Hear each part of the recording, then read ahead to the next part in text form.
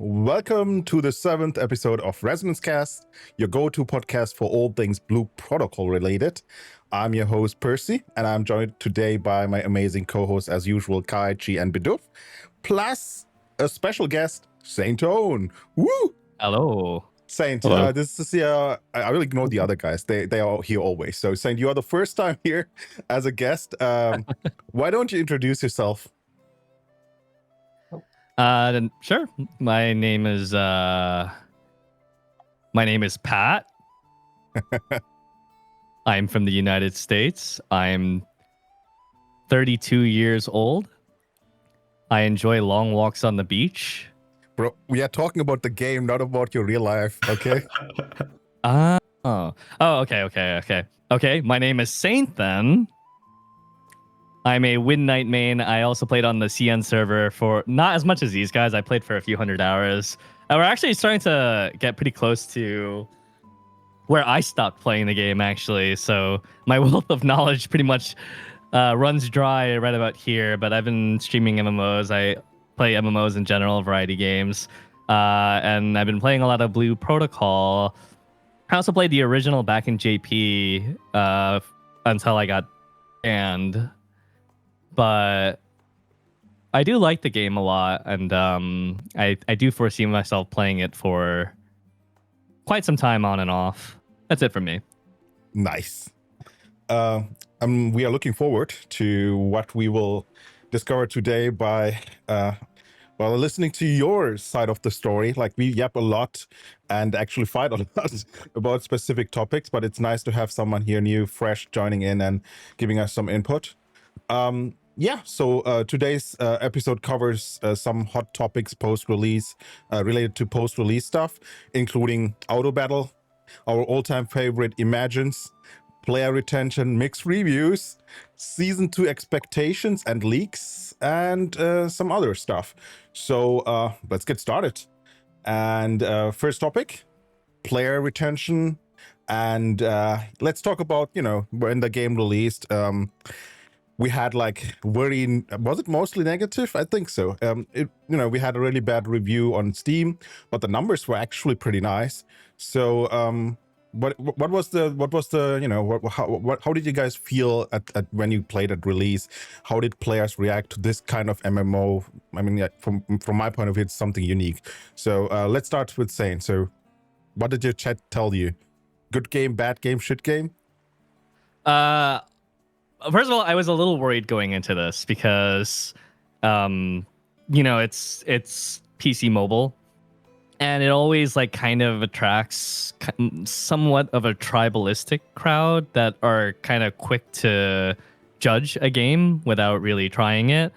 But shockingly, a lot of the people that stopped by during my stream during the release week, they were pretty much just having fun, and I am almost certain that's because Cannon and Stoops' stream pulled aggro and pulled all the people that were angry and judgy and scathing about the game. So I had a great time personally, and I was kind of worried that because on the CN servers there were a lot of server problems, which led to all that competition over there and whatnot. But it seemed like they were significantly more prepared for the global launch because we've only had one unexpected long downtime that led to a compensation on global. So so far it's been good, and I mean the people that are playing the game, at least in my chat, they're liking it. They're logging in regularly. I mean, yeah, there's a little bit of a lull here and there as we're waiting for the raid, but all in all, and people are managing to find ways to keep themselves busy. Yeah, sounds great. I thought there are going to be some, bad stories from release days, but sounds great. What about you boys? How was your chat? Was it as good as the Saints one? So far, not really any negative stuff. Every time they talk all together. Okay, Chi, go ahead. Yeah, so far there hasn't been much negative stuff, which is good. Most players come to our chats for, I guess, information. So mostly don't come here to complain. every now and then we do get a few people come and like complain that why this game is, why is this a thing in the game, or like just some like small complaints. Yeah, I feel like we just pull a small amount of aggro. It's just mostly the people that are curious about the information or asking questions about like the guides people wrote, even for like any other class. And then I'm like, well, go ahead, go to Chi instead. Yeah, is that, your channels are go like ahead. the hidden sources of information for people who actually want to like really get like the tips and tricks of what's coming ahead. Because a lot of the advice that can and could be shared it's not actually like really written down anywhere, huh? So it's mostly coming from word of mouth from people asking you guys questions, right? Yeah. I mean, I feel like a lot of it comes from us mainly because we played, like, of course, the CN version for way too long. So it just happened to go word to mouth, and then, of course, a lot of it is now written down in the guides as well, and it just shares around just like that naturally. Are I all would of you say. guys still actively playing over in CN at the same time as playing here? Yeah. Yes. I am. Yes. Yeah, all three of us. I mean, since based on my experience, like it was one of the things I told them when they joined team and we worked, like, boys, you keep playing on CN because that's such a huge advantage. You don't have that in every MMO. I joined Maxroll team back then with Lost Ark, and we made a lot of mistakes. And I always told them what Lost Ark had to work so that Blue Protocol and our future MMO branches could run. So we learned from all those mistakes. And one of the greatest things they should keep doing is playing on CN to have the advantage of gathering experience and being able to write and prepare guides way ahead of time. That is such a huge advantage. It would be not possible for an MMO which releases globally. Then we have to depend on NDA servers. They need to be kept up properly by the devs. So that's not that easy. So that's why I told them, hey, keep playing on CN, please. And they are doing that, so I'm happy. Yeah, I couldn't keep up with doing both.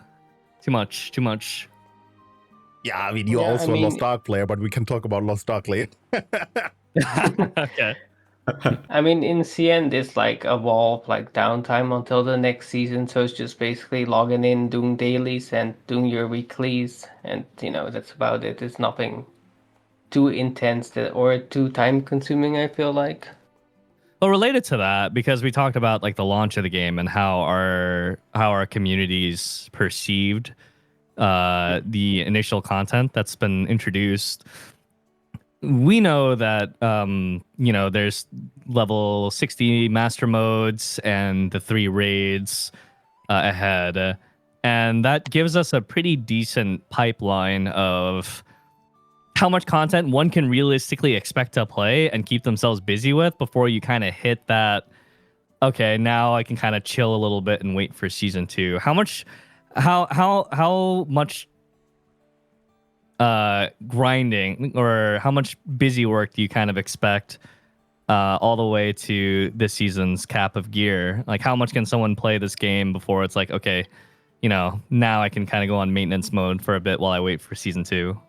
I think we should give the mic to Bidoof because he's trying to say something. And usually at the beginning of our podcast, he is stun locked. So I hope the stun lock is lifted. Bidoof? I think okay. Right. I think I warmed up already. That's good. So what's coming up right now is the level 60 gear. So it's going to introduce a couple of systems, as well as like a raid and some master modes that you guys are going to be able to prog a little bit on. During the initial first couple days, there will be a lot of content, even for like sweaty people that play like really grindy MMOs. Like you'll be playing that, like you'll probably be grinding like 10, 15 plus hours, and you'll still have content to do or stuff to grind for.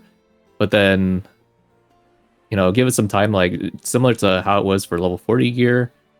You guys, after about a week, some of you guys are already kind of done with gearing, and then like probably after 2 weeks, most of you guys are done with gearing. It's kind of going to be like, sort of like that for level 60 as well as level 80 gear. And then it's also just gonna you have more and more like downtime. Like right now we're in a downtime, right? It's like a 1 week break. I think level 60 gear is like 2 weeks downtime, and then level 80 is like I think 3 or 4 weeks of downtime. So it just keeps going further and further. But then like I think it's gonna like probably reset itself back in season 2, which is coming up in a couple days for China. We're probably gonna see another scenario where it's like level 40 content. We'll have a lot of things to do, and then there won't be that much downtime. And I think that's sorry. I think that's a good thing though for like the start of the season to just have not too much downtime, and then later on in the season, it maybe it's better to have a little more downtime. But I don't know. Maybe I'm not sure. Yeah. So you brought that up. I think that I wanted to talk about that later. But I think this is a perfect fit here. So the downtimes, right? So I was worried about this because, you know, Lost Ark always gonna be like still my favorite game if it's about combat. Can't find a replacement for that, sadly. But if you come from the typical MMOs we had to play in the last few years, and then you have now Blue Protocol, I was worried that this downtime we have might be really, really good for the casual average player, which usually get ignored by most of MMOs. Like one of the main complaints people voice is actually the silent majority by voicing by just not playing and the player number dropping is when they feel the FOMO, when they have to grind more than 2 hours. If they can't chill, like, you know, if it feels like homework. So I wasn't worried about the casual, but, you know, the vocal majority, I was worried about them because there was the time gate. To be honest, you can correct me or how your chat's reaction about that was, but most casual really liked it. But the vocal minority is like, okay, I'm done with grinding like 5 hours today. There's nothing else to do. And it's like, oh yeah, I mean, people were conditioned to those grinds, and now they need to adapt, or they have like a conflicting thing going on. So that was my observation. So do you guys think this downtime is a bad thing or a good thing, or is it finally a thing which an MMO should focus on? And the time gate is, I mean, most people don't like time gates, right? They don't like being told how much they can and should be able to play a game. And initially, there were a lot of people that did feel that way. They felt, oh, you know, what am I supposed to do while I wait? You know, I just did 10 minutes of an MSQ and now I had to wait 23 hours. You know what I mean? Yeah. And it's like, what is there to do? But what I managed to do is I gaslit my entire community into thinking that the armband grind was important. And then after that, everyone was busy up until now. You baited them successfully. Oh god. They all got, I just kept quiet about it. I think that's partially our fault. Because I also did the same thing back in when China released. I said, hey, this is something really important, guys, that you have to do. You have to farm the armband. I'm farming armband. You guys should too. And then I saw a repeat of happening in that Saint's doing right now with the armband farming. Now everyone's got purple and gold armbands. yeah. Oh, nice. Think of those free orbs. But the thing is, most of the chats and the vocal people are not the casuals. Like usually they are more on the grinding side, right? So obviously they're going to be like in the chat, like, what do we do now? But I also like the most like if you check the comments people write who are actually casuals, they're like, oh, I don't have to play, like I don't have to worry about just playing 1 or 2 hours, and then like 1 week later after the release everyone is already at the end game and I'm still here at the start. So they were pretty happy about that. So there's like, this is the thing, right, that those two conflicting sides. And the thing is, like, the way that Blue Protocol structures itself, it gives you the option to grind if you want. Nowadays you don't really get a lot of MMOs that don't have things like dailies, weeklies, or more relevant lockouts. But in Blue Protocol, there's a lot of things that you can actually just grind. You can grind dungeons, you can grind world boss trains, you can grind your armband, you can go to pig trains and leisure activities, you can keep doing life skills beyond the focus point cap if you care about leveling the regular level, you can grind the void residue. And most of these grinds, they are actually purely optional because you can grind them to get ahead in them. But then if you actually just play the game casually, you'll also just reach the end destination in all of these. And like there's other systems that are good examples of this too. Skill books are another good one because I think a lot of people have been talking about skill books recently as well as refinement because these are systems that directly impact your power, and so they want to keep up with power. And so when they're thinking about refinement, they're thinking about the Starforge crystals, and they're worried that they don't have enough Starforge crystals. Or when they're thinking about skill books, they see people rushing to level 4, 5, 6 skill books, but they don't have enough books. They're spread too thin. But we've seen, as evidence from the CN server, the game does give you enough books to max out all of your important skills for one class. And the game does give you enough refinement mats to get to minimum 15 on everything and even 20 on some things. So it's like you can rush ahead, but the casual player will eventually get there and all these things. Even the void residue farm, people are keeping their computer on for 10 plus hours farming void residue. But someone who doesn't engage with any of this AFK farming, they will also get 2 max emblem by the end of the server as well, just through the season shop. So I think it's actually set up really well that it satisfies both the casual player who can't be super sweaty about it and people who do want to play all day. Yeah, I agree with that. Like, that's something we always talked about in the previous podcast. And I was like, the next big MMO, and I mean, Blue Protocol is no way perfect, but the next big MMO can only be one which doesn't ignore that there are this casual majority. Like, they have to satisfy those people. If they make it too FOMO, if they make it too homework heavy, it won't be the next big MMO. That was always my opinion, and I feel like BP took the in a lot of things the correct choice there, giving the hardcore no lifers some stuff to do, while the casuals can go and get some sleep and do maybe work, maybe study. I felt like that was done, or was the correct direction. Anyone else want to add some stories to this topic? Nah. Go ahead to the next topic, person. Nope. Go ahead to the next topic. Yeah, no stalling. No stalling. Well, okay, what if I want to talk and learn more about you guys? Okay, well, we will ignore that.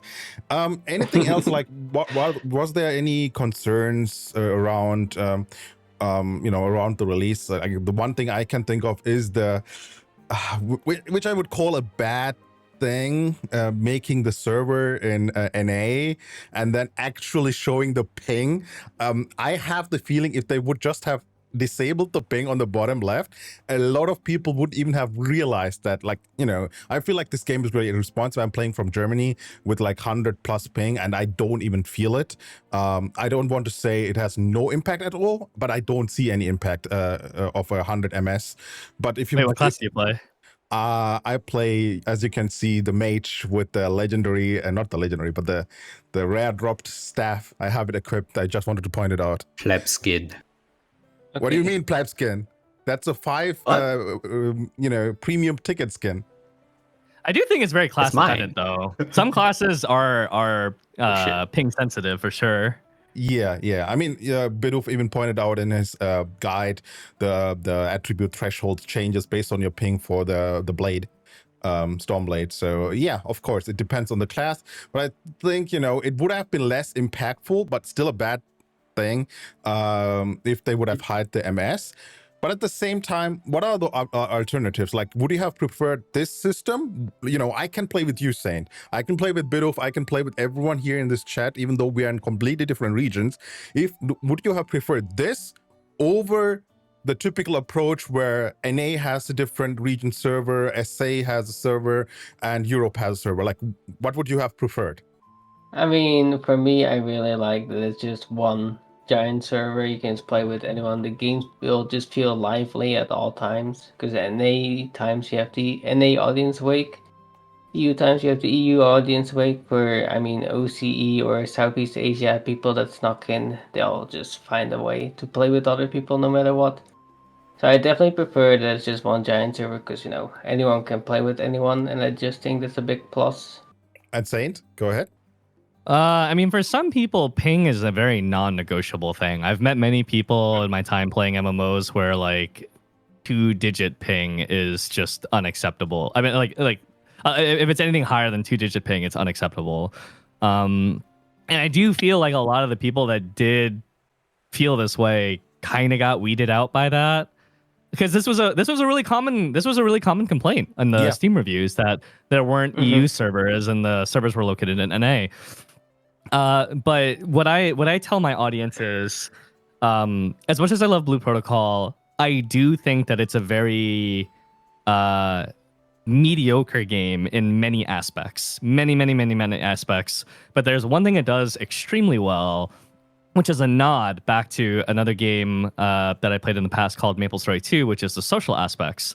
And a lot of MMOs these days that come out, they're so hyper focused on, exciting action combat. They're so so focused on the progression systems and raids and everything that sometimes they don't capitalize on the social and the fun and the casual. And despite the fact that I have my criticisms about the game and I find it to be somewhat of a mediocre game as a game, I think it's one of the most fun games that I've played in the recent years. And whether or not you take this as a criticism to the genre as a whole or a huge compliment to Blue Protocol, despite being a PC/mobile game with gacha elements and autoplay, it feels more like an MMO than most MMOs that I've seen release in the past several years. And I think that's evidence that, a game can be fun if it's made to be fun. And I really think that the whole everyone on one server thing hugely contributes to that and plays to the game's strengths. Yeah. I think I would take it as both. Like, it is a critique on the MMO we got recently, and of course, it's one of the best things BP did. And I also agree. Once again, this is not a perfect game, but it just has, like, it doesn't have to be a perfect game. You just need to execute one thing well, and if it resonates with the majority, it will do well. That was like, you can never satisfy the MMO audience. That's my opinion, because there are so many people. Some like PvP, and how often people ask, where's PvP in BP? Some like roleplay, some like just PvE, and PvE split into life skills, into raid content or Pokedex collection. Something like you will, if you focus too much on one part, the others will complain. And the best thing you can do is make it clear from the beginning, this is the goal for the game, and we will focus on these kind of things, and we will not focus much on the other stuff. So they need to make it clear, and if it resonates with a lot of people, that's great. What they shouldn't do is what a lot of MMOs did in the past year, is they have like a direction, and then they get convinced to divert and satisfy everyone, and then they fuck up the game, right? It just loses its soul. So I saw that happening a lot. That's a common saying, that a game made for everyone is a game for nobody. You have to have a clear vision for what you want the game to be. Yeah, exactly. So, Bidoof, what do you think? Is that the? Do you have anything else to add to this? A little bit. Saint was asking, like, I think he was asking something about, like, if I offended, was I offended by that statement, by him calling it a mediocre game? Not really. I mean, I always point out a lot in my chat that there is a lot of problems with the game, but then if you just not entirely ignore it, but if you just play the game like based on like its positives that it has, then I think you'll find some enjoyment out of it. That said, there are a couple of things that this server has that China doesn't have, which is really nice, and it's because we have a mega server. Like, for example, some of the scheduling in this is a lot better in global than in China. Like, some of the events, such as like weekly activities or daily activities, like, for example, World Boss Crusade, that daily that happens in like about an hour and a half, that lasts way longer here than in China. It lasts like, I think 7 or 8 hours. Correct me if I'm wrong, somewhere around that. In China, it's only an hour and a half. So it's to accommodate the global audience, because we have different time zones. And then the biggest one is Guild Dance. In China, it's only 25 minutes for Guild Dance. In What? Yeah. yeah, I have to wake up at 4:30 a.m. to catch Guild Dance, and it only lasts up until like 4:55 a.m. In global, it lasts for several hours, 12 hours. I don't know, something like that. You guys have a 12 lot of hours. time Something to ridiculous. do Guild Dance. Yeah. Yeah, that's something I'm kind of happy about. It would have been really bad if they just copied the the hours and how often how long it lasts to 2 hours, because it makes no sense. But at the same time, a lot of MMO publishers or developers who publish games like these to the Western audience, they make those mistakes. I wouldn't say, like, I don't want to say A plus Japan or Bakura didn't make rookie mistakes, but luckily they avoided this one. That was just our first worst topic on the list, and we are yapping already for 30 minutes. Oh my god, this podcast is gonna be like 3 hours, boys. We should move on. Yeah. I'll keep my answers more concise. Well, we always Yeah, want to, fine. we always try that, but yeah. Let's talk about auto battle. Okay, so that was one of the things the usual PC audience was like, oh no, this game has auto battle. Oh no. And then people were all like, also like, there were rumors about auto battle is always better than just doing it yourself. I think for some classes, or depending on how good you are, I would say based on the class you play, it is true. So if you really suck at those kind of, using the right skill at the right moment, auto battle might be better. And of course, in the easier content, early content, we had that feeling a lot. But now we are getting, like, especially the last dungeon we got with the Black Clover boss. I feel like you could really see it during the boss fight who is using auto battle. Like, I often had people who were like 13k gear score dealing almost no damage because they were just auto battling. So what was your experience? Like, what did the community or your chat say? And do you agree that auto battle should be removed, or is auto battle something which is not as great as people assume? Chi. For auto battle, I think it's fine to have it still. So because the game's designed for world bosses is shit. Let's be for real. So that's why they have the auto battle system, and it's good for that, specifically just the world boss, and maybe the world boss crusade. But for dungeons, I think it's bad. I think dungeons just remove auto battle.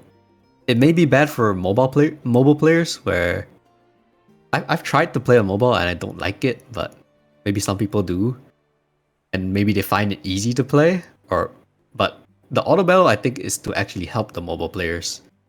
So maybe just have it for mobile, and disable on PC would be better, or just for the dungeons.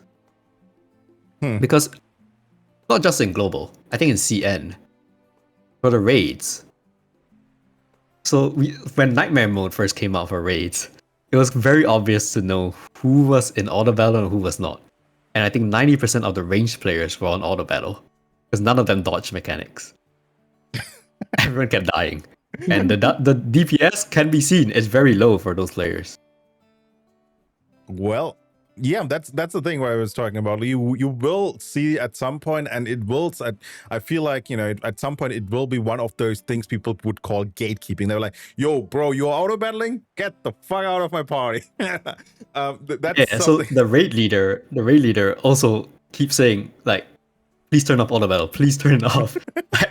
every time we join a party, everyone, like, the raid leader always makes sure to say, please turn off auto battle, because if you auto battle, you will not dodge. You definitely won't dodge skills if you're not paying attention. Yeah.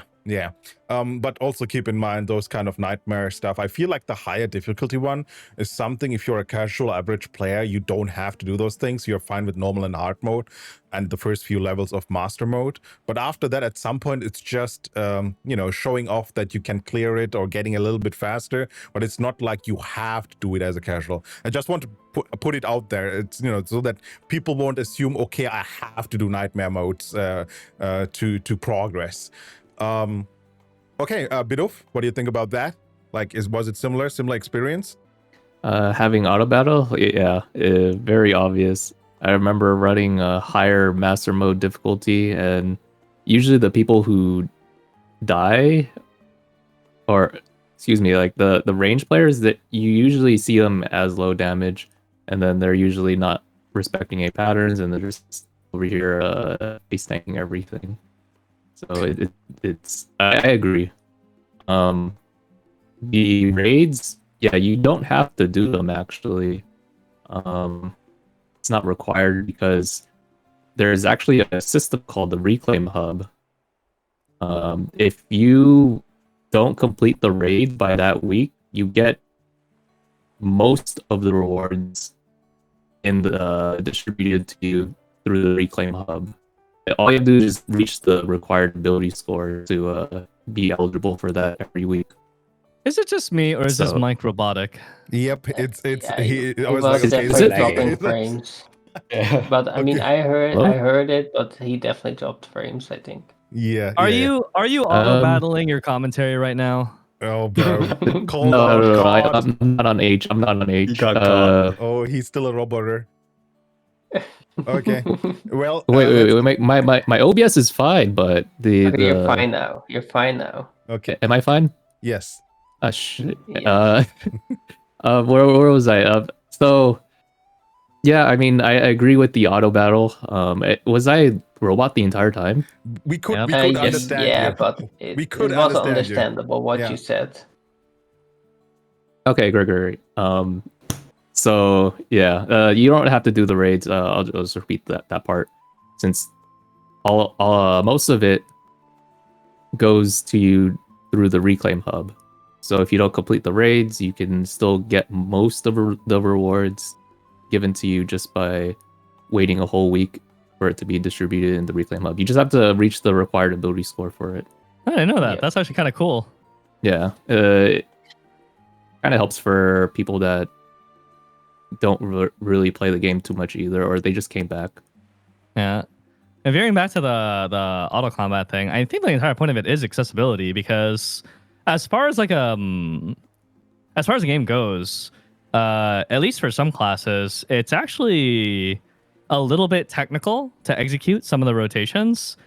And so I think the entire point is to allow some assistance from auto combat to cover some of the more difficult to play classes. I know everyone always speaks to marksman and stuff, but I cannot imagine playing some of these classes on a mobile device adeptly, especially if you're dealing with things like ping and stuff on top of that.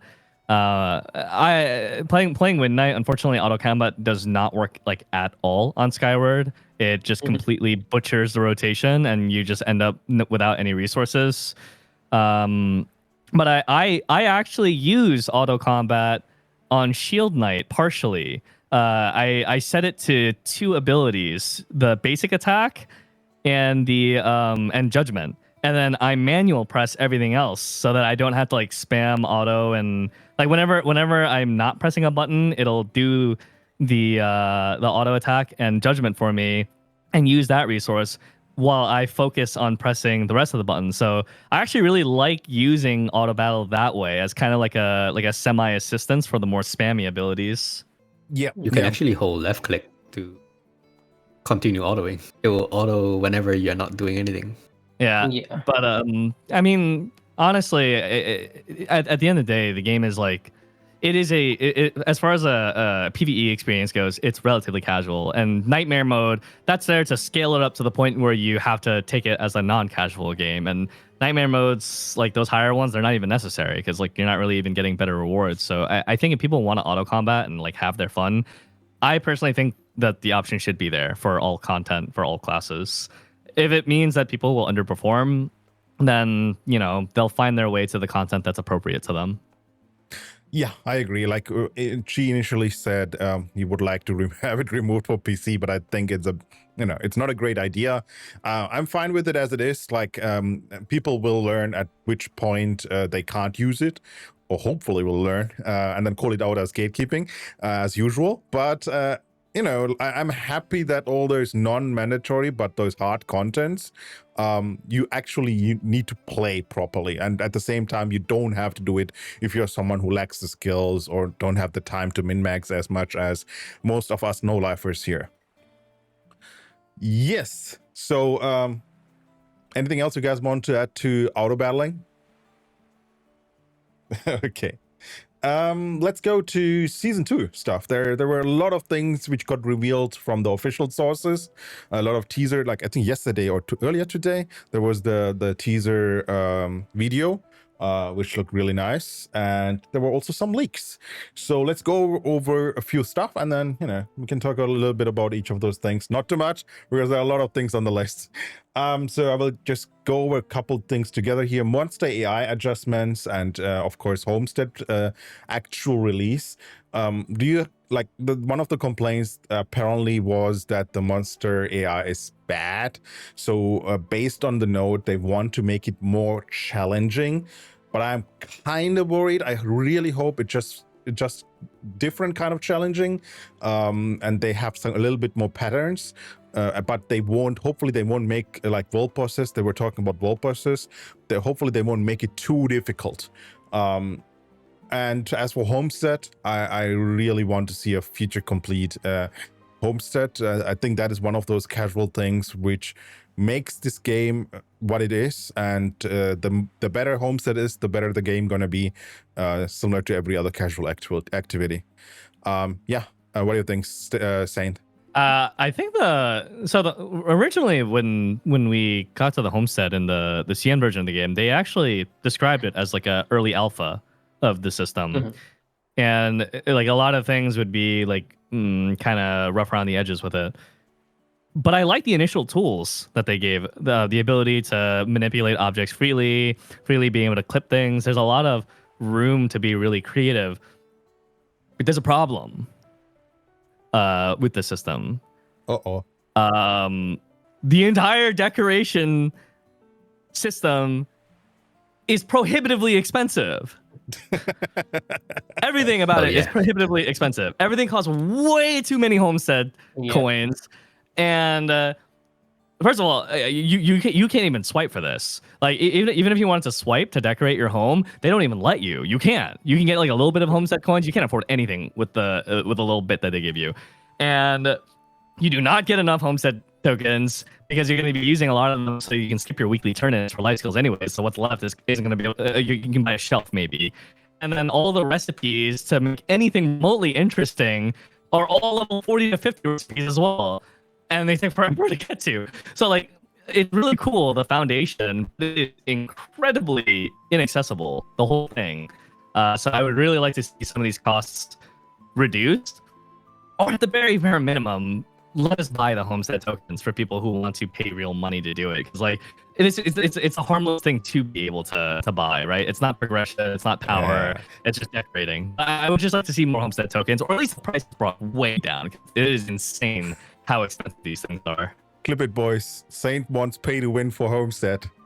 Next Reddit post. But I kind of agree. I think I would be totally fine with it if it's something you can, like those kind of things. I'm also not completely fine with cosmetics being there. But in general, like maybe they want, like, isn't it easier to get those things?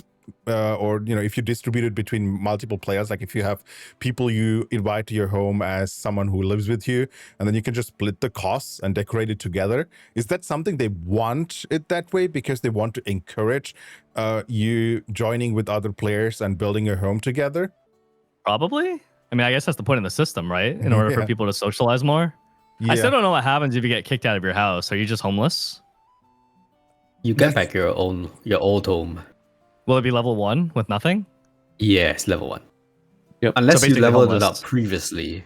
Oh boy, I can see basically already. There will be dramas about this. I built this home together with him for years, and then he kicked me out, and now I have a level 1 house. Yeah, that sounds like a reality TV show. Yep. Hey, to a social MMO, drama is important, okay? Yeah. Oh no. I'm not a huge homestead guy, to be honest. Currently I'm trying to get the black flower. Other than that, I'm like whatever for now. So I can't, say a lot about this. But I I saw, like, I'm gonna use my coins also for the weeklies. It's so much easier to buy it from one NPC than going to each of those exchange NPCs. Definitely gonna use the homestead coins for that. But after that, yeah, I don't know. Like, maybe I will start at some point and then I will realize, oh, it's too expensive. But if it's the case, yeah, I would be totally fine with if you can pay to win the homestead coins. To be honest, like, it doesn't hurt anyone. It's just gonna look everyone's home look better. So it's win-win, I would say.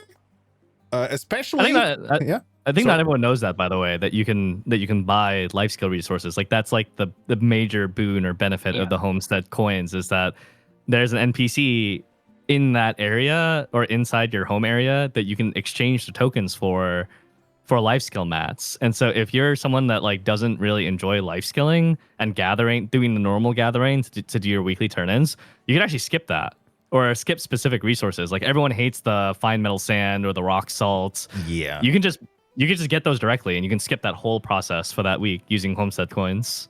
Yeah, there's also a table on, I think, in our homestead guide with, how much homestead coins you need per week if you want to complete all the It's on weeklies. the life skill one. Oh, on the life skill one. Yeah, we have this table in, I think, in both. But yeah, that is what I use it for. But I would also want to add this. This is also one of the things which they want to add for season 2. You can actually visit homes or like the islands of other players who you are not sharing the island with. So from random people, I think that's a huge thing, and it's really important. You can make so many events. You can make like a nightclub. Just You can keep make it a strip club. Okay, man. I can. wanted. Yes, welcome Final Fantasy 14 players. Kai, I'm looking at you. I saw your house in TN. Got that stripper pole ready, yeah? Wait, he Look, does? it wasn't me. That was I believe it was Bidoof actually that had the stripper pole. Yeah, Don't blame me. Yeah, we had it. Oh, well, yeah, and then it would be nice if you can collect some lunars if someone enters it and wants to enter it, right? That would be a really nice system. Heck, entry fee. Text your ass. Yeah, but I think that's definitely something they had to add, and I'm happy that they will add that. But yeah, let's move on to the other things which they will address or add to season 2. They didn't talk much about the balance patch. What do you guys think about the current state of balance? Like, is it like, I don't want to say there will ever be an MMO which will have the perfect balance between a lot of classes. That's just a wishful thinking or daydreaming. But is it fine how the balance is currently, or is it like really bad? Like, just short. Keep it brief, boys. Kai. I mean, I think it's in an okay spot, but if I want to give my honest opinion, nerf everything. That's all. Okay. Thank you very much, Bidoof. I think as we get more advanced attributes, more certain specs are gonna outperform other ones. Because right now, you guys, in example for global, you guys have level 40 content. There's not a lot of advanced attributes given out, meaning that some classes might not be that good at the moment. You guys probably noticed that. But then at level 80 gear, that, like, for example, like Stormblade, they like pop off. They're the best class for DPS, but then they don't provide party buffs, so that's their drawback. But then at season 2 content, we're gonna have even more advanced attributes, so the gap might be a little bit more further, but we'll see. Okay, and Chi. Yeah, they need to. I think it shouldn't be touched yet. The balance patch should come in after we get used to the new advanced attributes we'll be getting in season 2. It will be higher. So new thresholds are gonna come out when we test stuff, and definitely some classes will fall behind. Looking at Wellpack, I think Wellpack will fall behind, and probably will need a buff. And probably like Stormblade will go higher. Like all the classes will widen basically. Currently, everything's like even at level 80 gear, everything is quite close in DPS. But as we go higher and higher, some classes scale worse than other classes. So a balance patch needs to happen. Okay.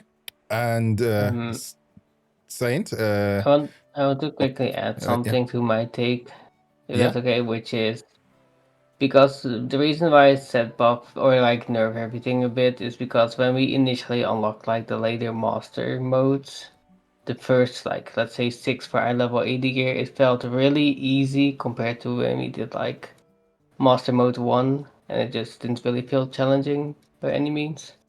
Yeah, but I think at the same time, the first few master nodes I think are also kind of needed for progression, which is why I think it's fine that they are easy. Like I'm totally fine with if the first few master mode levels, or if people from other games would call it mythic plus levels, are kind of easy. I'm actually fine with that.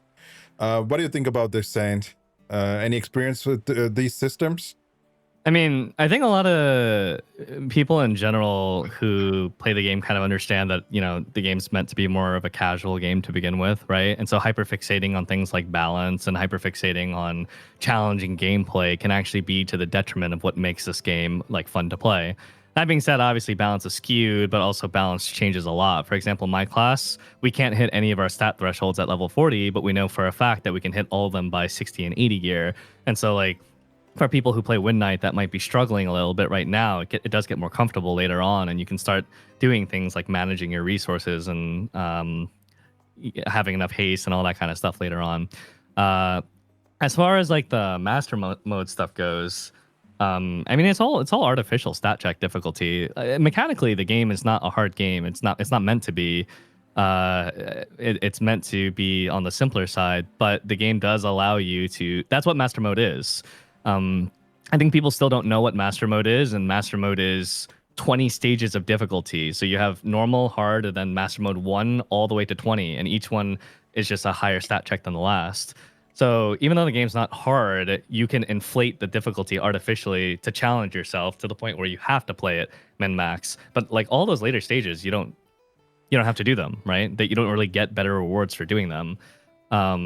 And I mean, I think, fixating on balance is always like this losing battle of people that are always unsatisfied. So I mean, I'm okay with the fact that Wood Knights are a bit mediocre right now, but that's just knowing that it gets better later. Yeah. One thing to add there, another thing people might not know. The mechanics don't change for each of the higher you go in master, but the very first, comparing to normal and hard mode, there are some changes, which gonna make it from base more difficult. It's not just numbers go up and you need to do more damage. For example, the hot potato from the Tina mechanic, you can't pass it back or without killing. I think that was the case. Correct, guys? Yep, 10 seconds. Yeah, so there will be some changes like that, or you can't cheese the goblin shield. Like currently, it's okay, the healer does it, and the healer will just bounce it twice. He's the only one, or the healer is the only one who picks up the shield and bounces it twice, while everyone else just deals damage. But you can't do that in Master. You can only use shield once, and then it deals also a lot of damage. Yada yada yada. So those kind of things are there, but. The higher you go, mechanic wise, it won't change much, but it just requires more and more min-maxing, more and more gear score. So basically what you get there is the master score, which is like, hey, look at me, I cleared master 16 and I have a high score. So that's for all those min-maxers and who wants to have the shiny number next to your name. But other than that, luckily it's not mandatory. Some people might be curious because a lot of people are doing armband content. There are superior trophies for reaching 500 points in a master mode, and also for 3,000 cumulative. Around what master mode rank would you be able to unlock those superior trophies? That 500 should be around master 11 or sooner than that, actually. I'm not sure, but that's really achievable for a casual player. It's not really that hard yet. It only gets hard around 16. Anywhere below that, it's definitely doable. What's around the reasonable limit that a non-spending player can reach in terms of mass mode? Because I've heard a few numbers. I've heard free to play can 17. pretty reasonably get to like 18. I've heard 15. I've heard a few numbers. 17. 17 is, if for you're whales. DPS. You might be able to do 18 or 19 if you play a support or a tank. Yeah, I did But, 18 as a tank. So But Possible. 17 is definitely the limit for free to play. At that point, you Yeah. just get stat checked, right? It's just like at that point, you just need whale gear in order to meet the numbers. Yeah, you need Yeah. you need +5 imagines, really good modules, etc. And there's literally Yep. nothing for going like higher, like all the way to 20, right? Literally nothing besides like points for This- your Score. profile, which Yeah. doesn't do anything. yeah. Once Lots of again, score. the shiny highest numbers. you need the- is 16. The highest if you want a special mount, like a fox mount, is just clear all master 16. which Yep. is achievable for free to play, right? 600 points. Yes. Yeah, it is. Very achievable for free to play for any class as an FTP. Okay. I mean, that's good. I was, might be also a good thing to mention. Maybe people were like, oh shit, that's going to be pay to win. Yeah, it will be at some point, but at that point, you only pay to get the shiny number. Maybe it's worth it. Look at me. I didn't pay for anything else than then for this fucking costume because I got that staff drop, but I was like, okay, my costume looks shit. It needs to match my staff. So yeah, I had to spend some stuff, which was worth it. Sorry, guys, for sidetracking. I had to point it out. Look at me. You're just Um, flexing it. Yep. It only took me less than 40 runs, by the way, just to make everyone else jealous who is farming it for like 100 plus runs. All good. Just spend a few dollars and get the staff instead. No, this is The better you looking one. can't get this. No, this stuff looks much better than the one you can get for No. bro. You have no All good, idea. guys. You guys will get a free traffic light cone for the ice for the frost mages very soon. Okay, but this looks still better. Let's move on. We have new zones coming in, 6 new dungeons, 3 new raids. Seems like a reoccurring pattern for each season, which I'm kind of fine with. Once again, I think like the first, each season is around about like 3 months, and the first 2 months you will have some stuff to do, and in between some, some, what do you call it? Buffered Downtime? zones, downtimes, and towards the end you will have more downtime. You can chill, but I think this is like 6 new dungeons. Sounds like these dungeons will have a normal mode, hard mode, and then at some point master mode. 3 new raids, new. I mean, we don't have to talk about that. It's most likely something similar. But the one thing we should talk about is, once again, this got leaked. Disclaimer: leaks means it doesn't have to be like that. It can be just an early concept which just got dropped and won't even happen when we get it. But apparently there's going to be a rune system which enhances and modifies skills. So interesting. That is actually something nice to have, especially since it was mentioned they won't add more skills, or they won't add more skills. So it's like using the current skills and to alter them, similar to what happens to some skills when you choose a spec. They change. It might be something like that. What do you guys think about this rune system, even though we don't know much about it? Peter. Well, we're at the. I barely heard much about it. I think I didn't see the. Well, it's unlocked. Okay, but like I haven't really seen a lot of the leaks. This one is one that I'm not so sure about. I had one person talk about it in chat the other day, but then I'm not quite sure yet. I'm gonna have to see more what it has. It does sound like a rune system though. Like we did have the alpha and beta skills for original Blue Protocol. It seems like it's kind of like that. I'm not sure if it's going to be that's the same way we obtain those runes, but we'll see what happens. Did you hear anything about that from your chat, or did you check those sources, Saint? The rune stuff I didn't see. I've seen a lot of the leaks, but I mean, talent stuff is always cool just because it offers. First of all, it's another form of progression, so it's cool to see the skill to evolve into another form.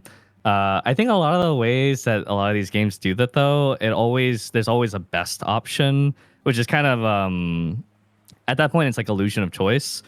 What I would like to see is this was the case back in Lost Ark with the tripod system. There was always a best option, but in the later class releases, they decided to make the talents of these skills more about the function rather than the output.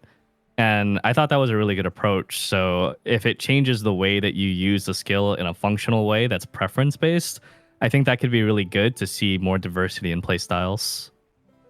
Yeah, I agree. But at the same time, I think it's not like it's harder to make that happen, especially if you offer multiple choices and you want it's hard to make all of those equally or similar viable. It just feels difficult. Like you will always have like a meta choice. Someone will figure out numbers and threshold and like, oh yeah, this is 0.5% stronger than the other one. Yeah. Kai. Yeah, it's kind of a Bidoof mention. It takes me back to the OG version where the alpha and beta skills existed, which, for anyone curious, those were very much a pain to grind. So hopefully we don't have to unlock them through that as well. It's basically running dungeons until you get a lucky drop. Oh my It's god, only drops for the skills you have equipped. Yeah, I just remembered, man. I forgot about it. Oh, PTSD, dude. Yeah. Dude, I remember running like Please hundreds of dungeons don't and make not it getting like that. Yeah. Okay, Chi, did you hear about that? You have something to say about it? Yeah, so the runes, I think is a good system. Something that spices the game up. Because currently, yes, I think, okay, in the end, I think the runes will be like the meta thing, like, or someone will figure out this is meta or what. But I think with a system like this, I think it will, like spice the builds up a little bit, like for maybe a few weeks, a few months, maybe, if possible. Yeah. But for balancing, I think this will be hell. Yeah, I if they agree. want to add this, sure. Oh yeah, I don't know how their balancing is gonna handle this. That reminds me of, the balancing gonna be hell. I really hope, and this is something Lost Ark did not do well, or actually fucked up, the systems. I really hope they won't keep adding systems, man. That's one of the biggest mistakes MMOs do, the system fatigue. Just keep like basic system and expand those existing systems instead of adding more and more with each season and each major update. Or what do you think about it, saying like, do you like this system creep, or are you not a fan of it? I think less systems are good, and if you're going to add new systems, then you should consider archiving old systems. I think system creep has a tendency to cause a lot of problems down the line, because if people have to interact with some of these systems later on, and let's say you're a new player coming in, you kind of get hit by all these things at once. Actually, if you're a new player right now, as you go through the MSQ and you rapidly rush to 50 something, you will actually get hit by reforging, refining, embedding, the Imagine system. All of these will hit you within a couple of hours, and that can be a little bit overwhelming to figure out everything. I mean, literally related to this is another one of the leaked systems about Season 2, the Planetarium system. Now we're aware of the fact that we need to consider holding on to excess Imagines to load into our existing Imagines. And it's like, okay, well, this is just kind of another system in a way. Even though it's attached to the Imagine system, it is another system ultimately. Yeah. That's I mean, it as long as like it doesn't sound like a complicated one. Once again, I still don't like it. It doesn't matter if it's complicated or not. If it's a new system where you're, especially if you want new players to get into the game easily, it will be a barrier. But if it's really straightforward and easy, it's kind of fine. Not the best case. But good that you brought it up. This Imagine thing. Do you think it's a good idea? Do you think they solved it well? Like, even though, like, they're gonna add it. Like, is that system good based on what you know about it, Saints? They explain that the difference between having the imagines versus not is the difference between like having maxed out small nodes in your emblem. So if you open your emblem, the system that we just got recently, and you look at the small nodes on the top, not the core in the center, they're pretty minute amounts of damage that just like kind of add up. Damage and defense, it's a really small amount. But the developers describe this system as, for those who can min-max it versus those who cannot, is a very marginal difference, similar to those small nodes. And to explain what the planetarium system is, in season 2, you will have 5 slots in addition to your regular imagines, and you can put your excess imagines into these slots to load them. And it doesn't matter which imagine you put in, they just have a certain value, and as you fill in these slots, you get additional stats. They gave us the numbers that to fully fill up one of the slots, you can either put in a C5 purple or a C0 legendary. But again, what they had mentioned is, okay, if you can't fully fill up the slot, let's say you can only put in like a C1 or a C2 purple, the difference wouldn't be big. But it is technically another system of verticality. And when you have many systems of verticality, this adds up. Yeah. Mhm. Anything else you guys are like want to add to the system? System. We are talking a lot about systems. Worried or not worried, Chi? This planetarium thing? Yeah. Yeah, I think it might like give players another sense of FOMO that, oh shit, I need to grind for like imagines that I don't use now. Basically the epic imagines. Although I will say it is actually very easy to get tier 5 epic imagines that you don't use. In CN I have like 5 or 6 of them. And I don't really swipe on the game. So you say it's doable? It is doable. Definitely doable. But the question is always, doable doesn't mean anything if it takes you years compared to, a week or a month if you're a grinder, or like a minute if you're a swiper, right? It always needs to be put in context. How long do you need to make it doable?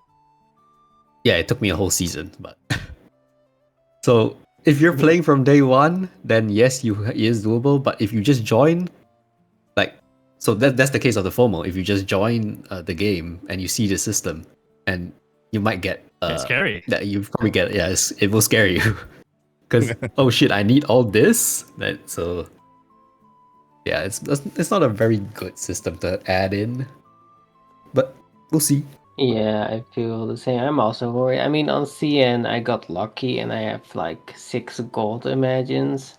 But What kind of luck is that? Can you rub off some of that luck? I can say I've gotten 0 on global, if that makes you feel better. So my luck is sucked out already. But of course that will varies heavily, as you can see. I having 6 there and then like just 1 here, and that's it. So Yeah. I mean, it's also a situation like I'm playing Frostbeam, or I played first Icicle and then switched to Frostbeam, and none of those need an NPC imagine technically, and so I got 2 times within like 30-40 rolls, 2 times Tina, and I could easily dismantle to get the shards. They give way more shards, so if you're playing a class which doesn't need the NPCs, it's and you are lucky and you get one of those NPCs, you can easily get the shards to make a gold or / legendary imagine, but that's luck dependent. What do you think, Bidov? Yep. About all the systems that they're adding. Yeah. I mean, I played many MMOs, so I'm kind of used to having like dozens of different systems. I don't even think Blue Perkle has reached that stage yet. But then, yeah, like right now where they're introducing like several new ones, which is gonna be kind of overwhelming. But then I think it's it depends more on like the developers to actually weave in some of the systems to the player so that they don't, so it like kind of reduces the overwhelming feeling of it. Because right now, what Saintone said, it's very true. Where if you start the game late, you'll only be doing the main story quest, and I even recommend my chat to always do the main story quest first. If you do the main story quest first and you're done, and then you're just blasted with a dozen different progression systems because the game didn't introduce a single one to you throughout the entire main story quest. And I think that's really bad. And I think that's some of the complaints in China actually, that people complain that they don't know what to do after the main story quest. They're overwhelmed by all these different systems. They don't know how to progress. And I think that's one of the flaws of this game, is that they should just have a better job explaining a couple of systems at least before they're done with the tutorial part of the game. Yeah, I agree. I think that's something also Saint pointed out at the beginning, that, you know, we might not see the disadvantage now because we are playing from day one, but it is a barrier of entry for new players. Yeah. I hope. Yeah. Yeah, like for example, like when some MMOs try to entice players to join in to play the game, like you'll see some of these event catch-up systems where they say how do I explain this? Like they introduce rewards in these events, but then like you have to like interact with some progression first before you can like get the rewards. You guys know what I'm talking about? Yeah. Mhm. I think Lost Ark has something like that for those passes, right? Like where you have to Yeah, do yeah. X first, and then you get the additional materials, and then you can, you know, do that system. And also Lost Ark is now trying to do it kind of correctly, in a way where they retire outdated systems when they add something new, and ideally they remove more than they add. So, you know, they are kind of learning from their mistakes. I wish they would have done it from the beginning. Sad. I always believed Lost Ark could have been the next best MMO if they didn't fuck it up in a lot of ways. Different topic. But yeah, I mean, Saint, what do you think? That's what I meant. I mean, it's just about keeping the experience kind of streamlined, because as players from day one, we get introduced to these systems one at a time, so it's never too overwhelming. But contextually, we always have to look at it from how someone coming in later would, because as the game goes on, naturally an MMO loses players, right? People either get bored or they get burnt out, eventually they leave. But a healthy MMO will have new players come in to replace those old players over time. And part of the retention effort is making sure that the onboarding experience is a pleasant one.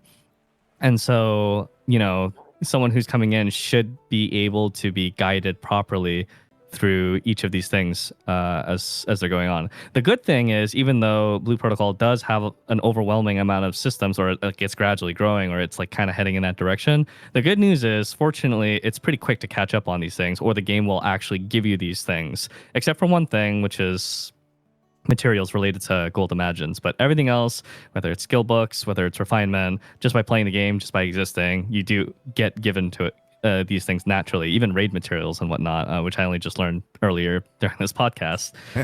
So I hope that they're conscious of that as we go into season 2, that, you know, system scope and creep is exciting for old players, but can be an issue for incoming players.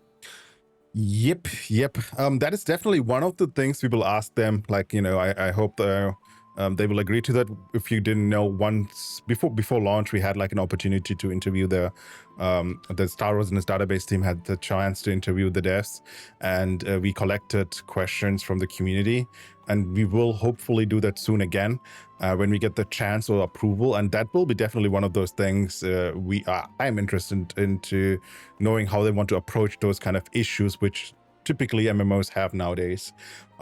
Yeah. we can assume a lot, but at the end of the day, if the devs don't realize it, it doesn't matter. They can keep fucking it up until it's too late, and then even if they revert it, damage is done. So it is upon us to remind them, hey boys, that's not a good idea. We know it. Yeah, so a lot of systems, and hopefully it won't be that bad. Also, one more thing to add to you mentioned that with the reclaim stuff. Isn't it like that, like even if you join like after 2 months, the game in the reclaim hub, you will have a lot of things already, because the reclaim hub fills up based on how old the server is and not how long you play, right? Yes. Yeah. Oh, that's actually really cool. So wait, so even if you make an account later, the reclaim will have extra stuff in it? Yes, for every Yeah, day. since day one. Yeah, so every day you didn't play the game, it fills up passively. So that is the thing we mentioned in our guides. Of those, we made sure to point it out. This game has an inbuilt catch-up system, which is the reclaim hub. So if I join in 2 months, it will think, hey, you are just not joining after 2 months. Okay, here are the stuff you missed, and here's a percentage of it in this reclaim hub you can get. That's pretty cool. Yeah. Pretty much everything, but like Imagine materials. The Imagine materials. Yep. The bane of our existence. They do not give enough of those. That's my only complaint regarding progression. Yeah. Yo, by the way, Yeah, it's good to what is happening with the tower, man? I really hope they're gonna unlock after next reset, the next few stages, because it should have been what 21 to 35, 45, right? 45, Yes. yeah. Yeah, 45. but we only got 21 to 30, so maybe there was like which is copium, and I hope that is the reason why they didn't release from 21 to 45 last reset, because for above 30 is not reachable for most casuals in this week, so it's more approachable next week. So that's why they might just release or unlock 30 to 45. It's a copium, but I really hope they won't keep it until the next bi-weekly reset and then add 30 to 45. That would be bad. Yeah. Yeah. Because one of the main sources of Imagine materials, for those that don't know, is the tower, which is called the Steam Vaults in Global. I don't know why they only have up to 30. It's always been 30, or always been 21 to 45. Even in the description, when you click on the question mark in Steam Vaults, it says that floor 21 to 45 is still going to be up at the 3rd week. So it was definitely supposed to come to this week, but I guess they changed it last minute. Don't know why. Mm-hmm. Maybe because they saw that Global was struggling in CBT. I'm not sure. But suck. we have, yeah, we're worse than China somehow. But like, what was it? He's getting No, like stunlocked. we got Getting stun I got stunlocked. We got the class balance changes, so a lot of classes are really strong now, and we didn't get level 60 gear back in CBT. When we get level 60 gear, it's going to be pretty easy, I think, with the class balance changes in mind too. So yeah, I really hope they do release the last few floors before the bi-weekly reset, because that's quite a bit of Imagine materials you guys are missing out on. Last thing on the list regarding season 2. Oh boy, we're gonna mention quite a lot Lost Ark here, name dropping it. NPC affinity, something similar to what Lost Ark has, which is fine, right? The question is, what do you need to give them? Imagine you have to give them Imagine materials. No, it's probably going to be like life skill related, I reckon. Like free life skill, non-focused, You maybe. can date Rorola. Wait, you didn't give me Tina as a gift? Fuck off. minus 10 affinity. Yeah, I think just like non-focused life skill stuff. Saint, do you Maybe. like the affinity system? Did you like that in Lost Ark?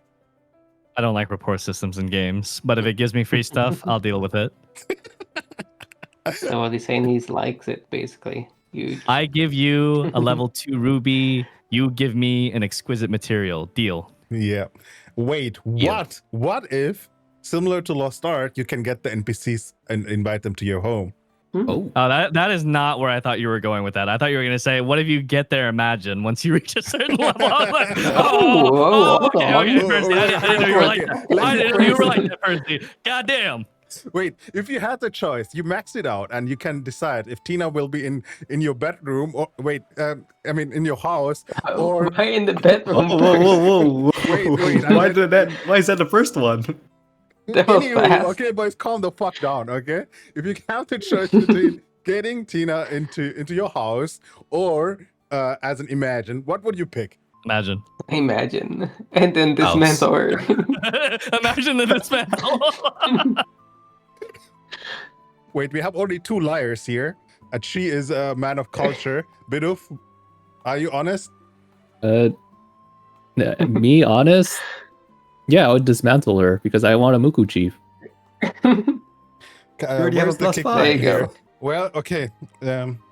Chat knows if Chi and Chi Bidoof and Saint lied or not. I would say they lied, but hey, let's leave it like that.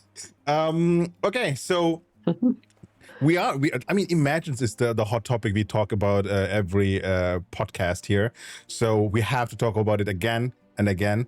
So there will be before I forget about it, there will be new NPC Imagines for with season 2.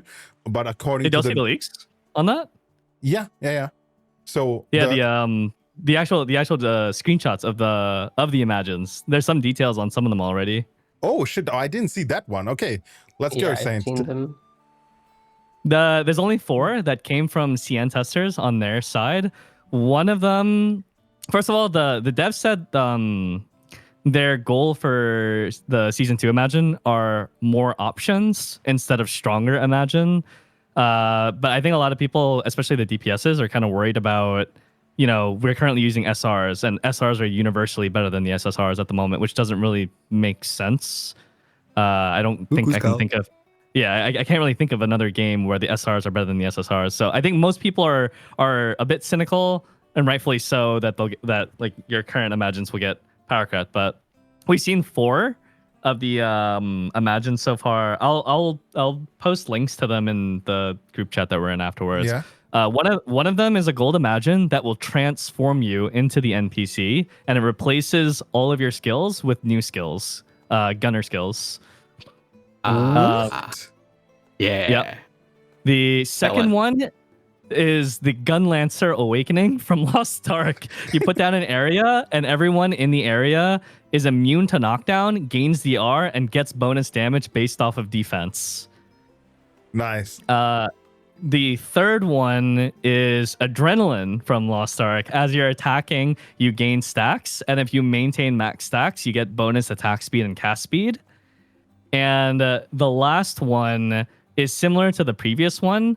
Every time you attack 10 times, you get a stack, and when the stacks give you bonus damage, if you maintain 5 stacks, then you also get life leech on top of that. Holy. Okay. I mean, it sounds great. And I'm kind of worried because earlier I mentioned like, haha, look at me guys, I don't need an NPC Imagine, I can dismantle theirs. Now I'm kind of like, oh shit. But at the same time, the question is, at what or which point do I have to have them? If I never have to, like, if I'm not forced to have or own those things, I don't care. I will just keep my Muku Chief and Muku Scout maxed out, hopefully at some point, and I wouldn't care. Like, if I don't care if I can't push to master level 19 or 20, but if it's something I need to complete a mandatory content, that's where I think it's a bad thing to have. They didn't necessarily look better than our existing ones, but they did mention that some players might need to change out their Imagine if they think that some of the utility from the new Imagines might be a better fit for them. Like the Gun Lancer one, for example. You might want to take that for certain contents possibility.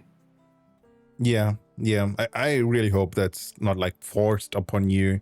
Or like, the dungeons or contents are designed to force you to have those Imagines. Let's pray that's not the case. Agreed. Also, I want to mention I did clear, I think, in China up to Master 10 11 as a tank, and I still had level 0, like tier 0 imagines. But I had the ogre which pulls, which is kind of mandatory, and I had the boar with the shield and on hit damage. Both or tier 0 though. Like I if I don't feel like I have to level them up, I won't level them up, which is I think totally fine as it is currently. But yeah, so what are you guys worried about the NPC imagines like Kai, Bidoof, Chi? Nope. I I think it's fine. No, Nope. I'm not worried. They're all It's have free game to different talk about them effects, now, right? Since so- they're leaked. I don't know Because if you're able to talk these are about all of them. All of these are active effects. So Yep. No, I don't. Wait, if it's a tiers, there was some passive effects though, like the one which Saint mentioned, like adrenaline, or the one with life leech. that is active. Wait, you So just for all imagines, yeah, everything on the top is active. yeah, but it sounds like So it everything might before be the numbers are all active. like everything Yeah, I'm not that sure. is- The descriptions are incomplete is passive. in them, so I'm not Yeah, so entirely these are sure what also part is passive and range. which are active. okay. I mean, I But can mainly assume all these are all active. and it could be both though. Like Muku Scout has this with the stacks, and if you activate, it doubles the stacks.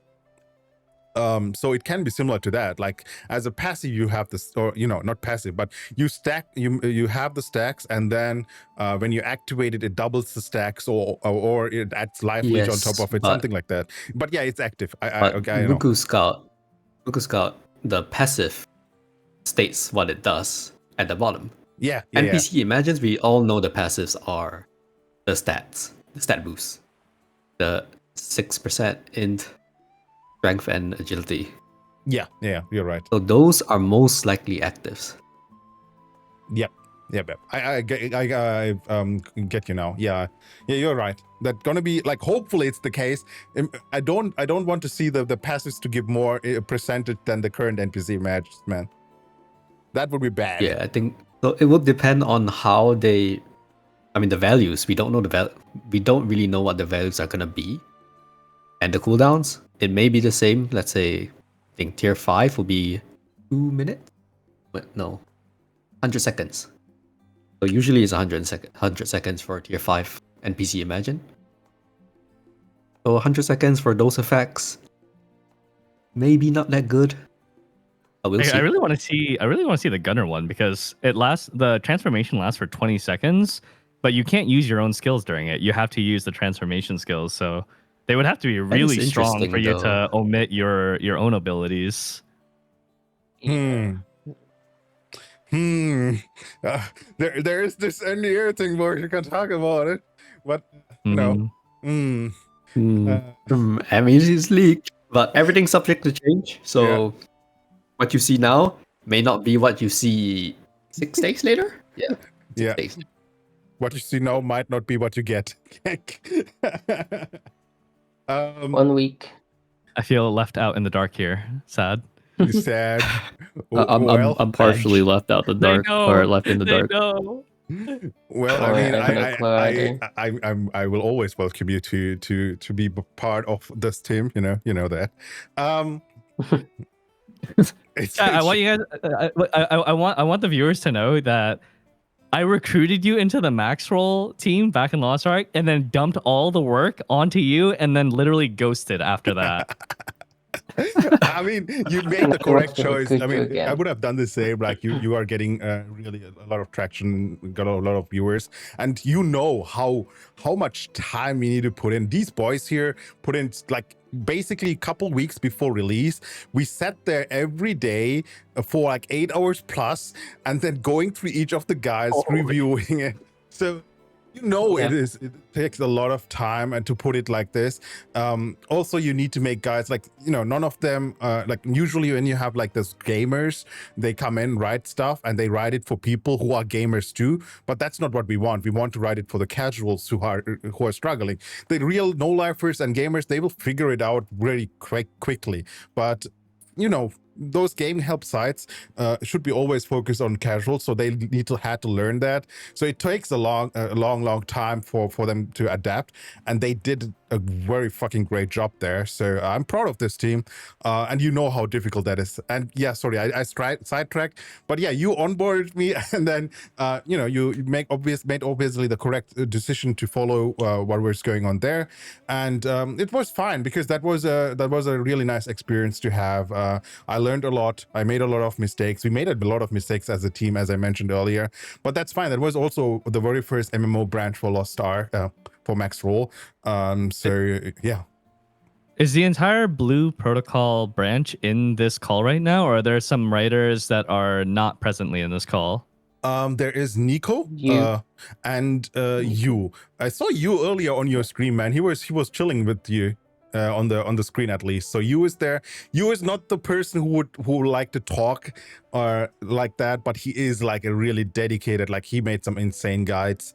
He make really nice video edits. So I'm hoping for the next balance patch, he will make a video for us with nice edits. OG BP players might remember his video he did for one of the balance patches. And then obviously, once again, Nico does a lot of the community stuff and does the news post. And then these three boys are the core of the BP branch. Well, that was some nice juicy side story. I mean, technically, yeah. So I wouldn't be part of the Maxroll thing if you wouldn't have onboarded me or sort of recommended me as a member back then. So I'm thankful for that, obviously. I'm sorry for dumping all that on you. No worries, man. It had to happen, and then at the end of the day, we are here at this point here in this call. So it didn't, like, if that wouldn't have happened, we wouldn't be here. So we should be happy about this. Wait, To use the Maxroll guides, if they have feedback, Yeah. where can they submit that? they can annoy these three people here, the authors. Just fucking DM them, tag them. Oh, Nice. Just harass them. Yeah, or they can just join one the blue not blue protocol, the Maxroll Discord, and then there is a blue protocol channel or category where they can tag them and send feedback. We also, like, one of those things, while we are talking about this, one of those things I realized due to Lost Ark is for MMOs compared to ARPGs, you have to work with community at some point, way more than for ARPGs, because MMOs have the issue with if you want to make build guides for classes, it consumes a lot of time and money to get to the level where you can test something. So you have to, like, ideally you involve the community. That's why we added community planners. And most of those boys here, I told them, hey, if there are some active community members who really want to help you, work with them. You can't cover everything. And if they help you a lot, just put their name in there, make sure they get credited for that. And I think that is working very, very well. So while I have the chance here, thank you for all the feedbacks, and thank you for helping us to improve those stuff. Really appreciate it. And once again, we need that. You can't, like, there's no perfect content, there's no perfect guide. Everything can be improved, and we appreciate any kind of feedback. Nice. Hashtag ad. How far along are we in the topic list? Well, good question, man. We are now. Let's go. I mean, the next few should be quick. Let's see if it's gonna be that case. The case. We have translation. So recently, it was announced that they will add more language support. So especially the Spanish, Portuguese, and those kind of those languages will be supported. So I think it's a great thing. I was surprised how many people from South America, Spanish community are there. I think it would have been so much better if they would have supported these languages from the beginning. But I really like to see that they acknowledge the mistake, or not mistake, but acknowledge the request and the feedback, and adding those things. So overall, it's not much of a topic to talk about, but I think it's a great idea they do that. And my question would be, do you guys have the feeling that APG is listening to most of the stuff we want from them. Like obviously they can't do everything we want in a reasonable time frame, like or in a couple of weeks. But what do you think? Like compared to other publishers, do you feel like they are not doing a great job, or are they fine, or are they much better than the publishers from recent MMOs, Saint? I actually have no idea who the forward-facing representatives from A Plus Games even are. Like, do they have community managers? Do they have people that regularly update the community with what's happening next? What are their main lines of communication? Is it through their Discord? I'm actually fully unaware of that. Yeah, TLDR, it is different from other MMOs, I would say. They are heavily focused on the Discord. Like, if you go to the official Discord, you get tons of info. That's also where you can interact with the community managers. You have the feedback channels. I feel like they are way more active there than, and I don't want to name drop any others, but you know, some other MMOs. We also had the experience back then. They changed the game a lot back then in a couple weeks based on feedback. So my opinion, TLDR, I think they are doing a lot of things what we want them to change, but obviously they can't do that in a reasonable time frame. So I really hope they're going to keep doing that, and at some point we will have everything we wanted. That's my hope, copium. But that was a TLDR. So yeah, so it's saying you basically the Discord. Okay, I'm always so curious about the publisher-developer relationship of every game because it's different for every game. There are developers and publishers that have like a good relation where the developer is receptive of the publisher's localized feedback and willing to make changes for that region, and then sometimes they have bad relations where they kind of get stonewalled and feedback doesn't really make it through to the developer, or they outright ignore it. So I am really curious to see how the timeline moves for the Western version of the game and what kind of localized changes they will be able to make. Yeah. I mean, we can't, like, from my experience, it seems like they have a good relationship. I experienced way worse between publishers and developers, as most likely you are aware of some kind of relationships like that too. And it's also something where it's like the main issue will be then the game will feel like it only listens to the feedback of the in this case it would be just Chinese people. So that's one of the things I hope will never be the case. They should make changes based on our feedback, because Western players have, on a lot of critical topics, different expectations and preferences compared to Asian players. Those topics include, for example, monetization and grindiness and difficulty. Like that just varies. It's different for each region. Yeah. I don't know if Kai, Bidov, and Chi have anything to add to this. Like, what do you guys think about this? Like, in general, do you feel like they are communicating well enough? You guys already are aware of the Discord though, so maybe you can add there something. They're gonna all start together. Okay, Chi, go ahead. Their communication? Yeah. Pretty bad. Yeah. Be careful with the NDA stuff, bro. Yeah, I know. Even to the team themselves, the communication is pretty bad. Like A+ to the community team. Okay. Was there, like, with what would you compare it? What do you mean compare it? I mean, other reference, like, people, I always feel like you need to compare it with, okay, it's worse than that. Or you can't just say it's bad, but, it's easier to find out, okay, how bad it is. It's better to give like a reference point. Like, what are they not doing well? Okay, well, stun locked. A lot of the... I don't know if I can say it. It's better for me not to like. You want me to go first while you're thinking of that? Yeah, go for it. No, I can't speak for sure. So yeah, there you go. Well, you probably think of it. But like, I think some of the translations could use a lot more work. I think it seems like their team is really small. I don't really know too much either. I'm not part of the community team, but then it does seem like their team is understaffed because there's quite a lot of like like I without breaking NDA. There's a lot of translation issues that are very obvious, and I'm surprised it just went through QA. And there's a lot of information that's actually kind of missing from it. At least I could tell from my class Stormblade, because I play it. I can tell that some translations are kind of misleading, or they're just fully missing, which are kind of important to know as someone that mains the class. So I hope they change that. They said they're going to fix some of the translation issues. I'm not sure if they're going to catch all of it, but we'll see. To give some content here, like Chi is part of the community team on the official Discord. If you didn't know about that, chat or here Saint. So that is why I always told them, boys.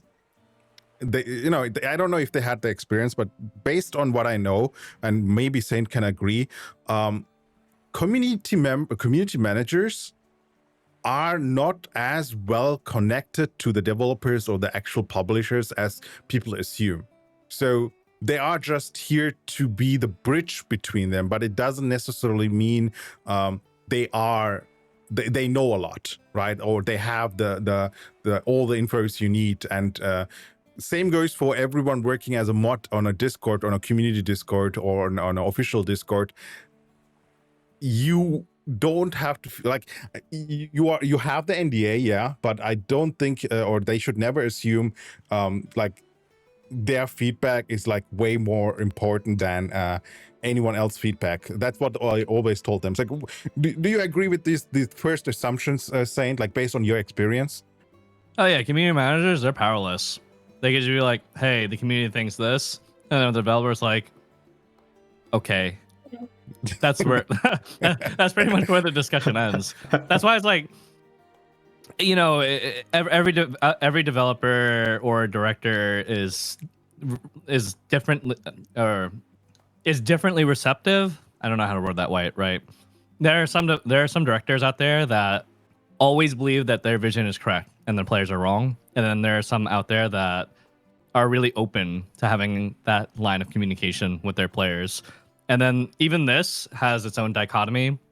There are some directors out there that will listen to their local player base.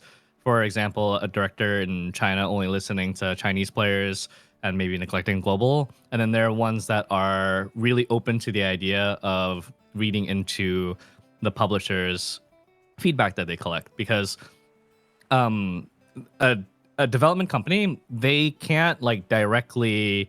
The point of the publisher is so that someone else handles collecting the right information and telling the developer, hey, this is how you should do it for this region.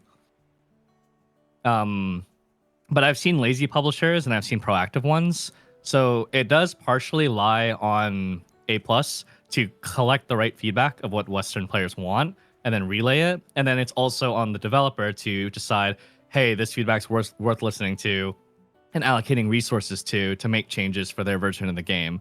But since we don't really know how that relation is between them, it's kind of like a wait and see. Like if Western players are vocal about a particular subject and it doesn't really get changed, then we know that somewhere along the line, there's like a blockade in the communications between players and the director or developers. Or they just don't agree with what players think and at that point.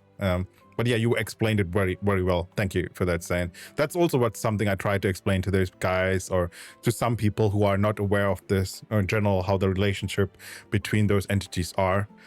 But to make it simpler, do we have any examples of we complained about something or we wanted something to be changed, what they actually wanted to go for first, and then they made it, changed it because of our feedback? Like if there are enough proofs of that, then it's already a good indicator.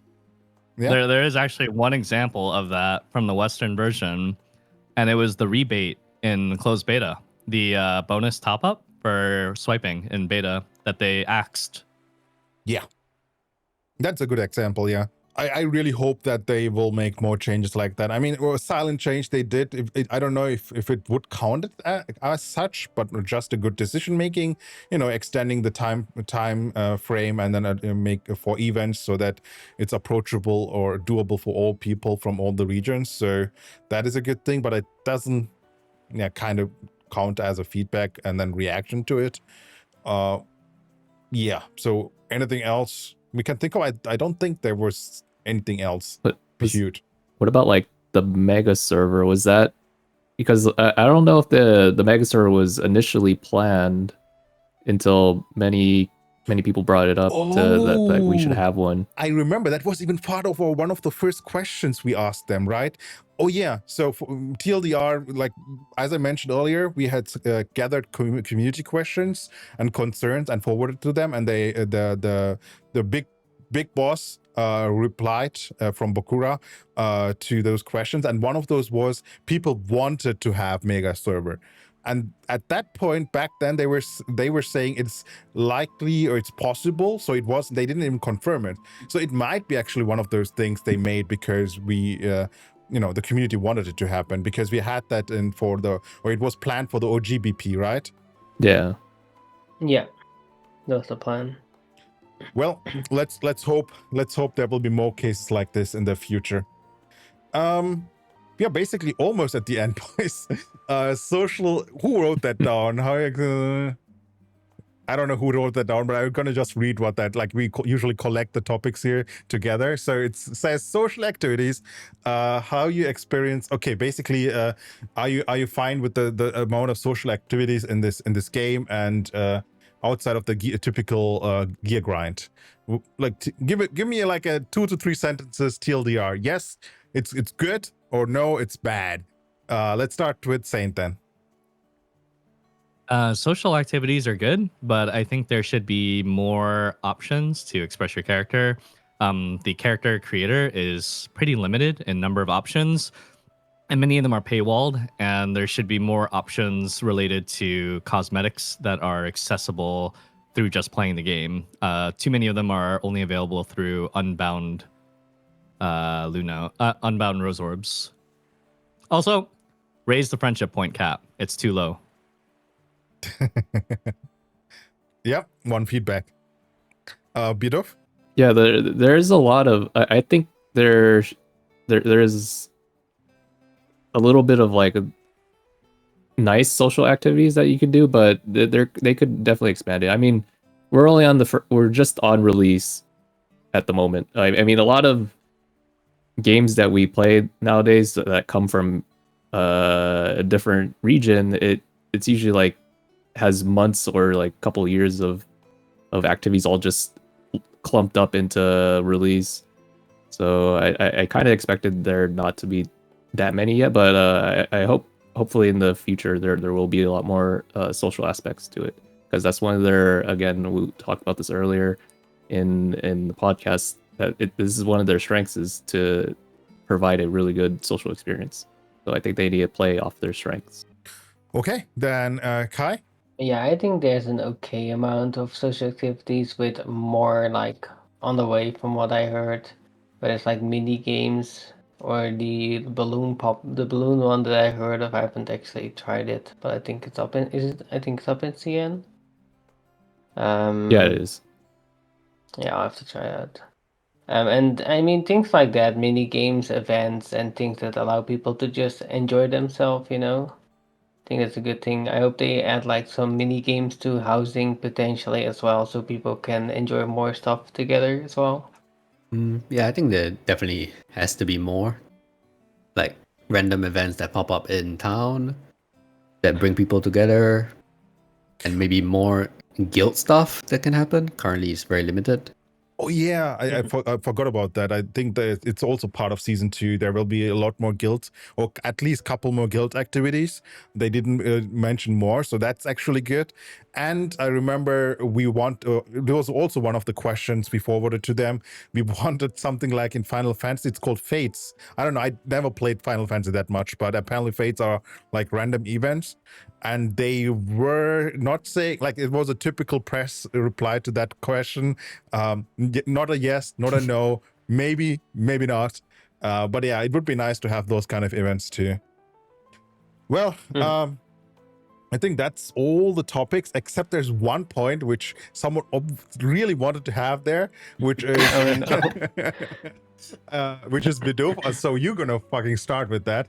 So last time, in case Saint didn't check the last podcast, in the last podcast, that was the one before release, we had at the very end a point where we're like, okay, everyone gives like a 2 to 3 sentence advice to the new players who are going to play this game. And let's say it wasn't 2 to 3 sentences, okay? And some people just talk for like 10 minutes. And yeah, let's and the person who fucked that up insisted of adding it to the today's content too. So Bidoof, go for it. Hey guys. So my closing tip for you guys, because a lot of people ask this in my stream. So if you want the most fishing XP, you go to the Asteria Plains, and you go to the top right. There's the freshwater river. It's 1, 2, 3. You fish somewhere over here for the most XP per hour. Nice, somewhere over here. Right Okay, there. thank you very much for this, grand reveal. Thank you, Bidoof. Saint, you have some grand advice like that one? I don't have like a specific tip, but I think because of the way that Blue Protocol is structured, you might jump into this game as a newer player and just immediately your mind will move towards how to progress your character. But the progression aspect of the game kind of just happens naturally and automatically as you just do regular activities. Like I mentioned, you don't really have to target farm anything specifically. And so I think in order to make the most of your time playing the game, I would set goals for yourself. So for example, for me and my community, we're all armband enjoyers. So we just focus on doing armband and then everything else comes naturally. If you kind of come into here thinking, oh, combat game, raid game, you might end up a little disappointed. So set up little goals for yourself to work towards throughout the season, and make sure to join a guild. Guilds are insanely beneficial in this game because of that guild shop. Thank you. That was a nice one. Kai? I don't have anything on top of my head, honestly. I'll think for a moment. Okay, gee. I have one sentence. Oh shit. Read the Maxroll guides. Oh my god. There Hashtag you ad. go. Hashtag ad. Hashtag ad. Look, last time I gave my best tip already, which is, it's kind of what Saint said, honestly, what I said last time. Just have fun. Whether you're like Bob that's swiping or Jenny that's free to play, just have a good time. Play with friends, experience the game, take it easy. Take your time, and of course to play 24/7. I agree. That's a good one, man. That's I will build on top of that and say, don't go into this game with the experience you had with other MMOs in the past. You have to break out of those old habits and just enjoy. Like, don't force yourself. Keep in mind, all those min-maxing is not only for the non-mandatory grind. If you like it, do it. If you don't, just chill. Do some other content. That's my advice. Coming from, basically from all those grinders like Lost Ark, dude. We can talk about that after this podcast, but yeah. That's it. Thank you very much, guys. That's a wrap on the 7th Resonance Cast episode. Thanks for joining as we unpack the latest post-release stuff and Season 2 leaks. Huge thanks to my co-host Kai Bidoof and our special guest Saint. Thank you very much, man. I really appreciate it. It was a really nice conversation we had, and I hope it helped everyone. Thank you very much, Saint. Yep. Thank you for having me on and for moderating the podcast. Yeah, I hope I did a good job, even though we joke around a little bit and, here and there are some fuck-ups, but hey, it is how it is. We will be back soon, hopefully next or maybe the week after with more episodes, maybe with a different guest, maybe with the same guest, I don't know, no one knows. And we will cover community reactions and everything else which happened between now and then. And if you want to keep the conversation going, or if you want to add some stuff to our future podcasts, have some feedback, join our Discord and follow our socials. The new tech here is at the top right of the screen. Later, when you watch the video, is a QR code. Scan it, and then you can join to all those platforms. And once again, thank you very much for joining and tuning in. Until next time, stay resonant. Bye-bye!